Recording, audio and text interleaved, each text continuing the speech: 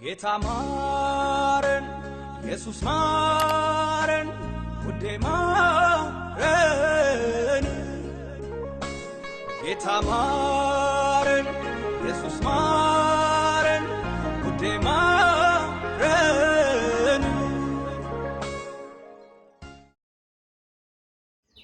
ወንድማችን እጅግ በጣም ተሳስተሃል። ምክንያቱም መጽሐፍ ቅዱስ እንዲህ ይላል። ሉቃስ ወንጌል ምዕራፍ 1 ቁጥር 74 እስከ 75 ስታነብ እንዲህ ይላል፣ በእርሱም ከጠላቶቻችን እጅ ድነን በዘመናችን ሁሉ ያለ ፍርሃት በቅድስናና በጽድቅ በፊቱ እንድናገለግለው ሰጠን ይላል እግዚአብሔር ቃል። ወንድሜ ማረኝ የምትለው የትኛውን ኃጢአት ነው? መጽሐፍ ቅዱስ እኮ እንዲህ ይላል፣ እኛ ደግሞ አስቀድመን የማናስተውል ነበረንና የማንታዘዝ የምንስት፣ ለምኞትና ለልዩ ልዩ ተድላ እንደ ባሪያዎች የምንገዛ፣ በክፋትና በምቀኝነት የምንኖር፣ የምንጣላ፣ እርስ በርሳችን የምንጠላላ ነበረን።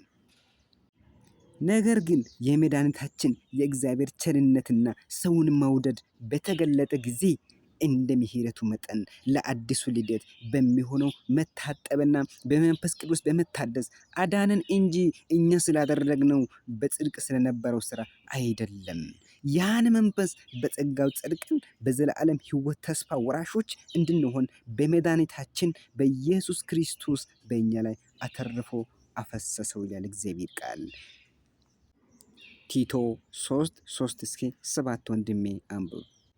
ስለዚህ እኛ ኃጢአት የለብንም እያለን አይደለም። ምክንያቱም መጽሐፍ ቅዱስ ሲናገር ኤፌሶን መጽሐፍ ምዕራፍ 1 ቁጥር 4 ላይ ዓለም ሳይፈጠር በፊቱ ቅዱሳንና ነውር የሌለን በፍቅሩ እንሆን ዘንድ በክርስቶስ መረጠን ተባለን።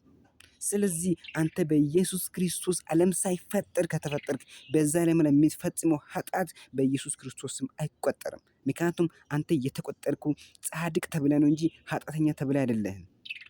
ወንድሜ በደንብ መጽሐፍ ቅዱስን ማንበብ አለብህ። ስላዳመጣችሁኝ አመሰግናለሁ። ይወዳችኋል።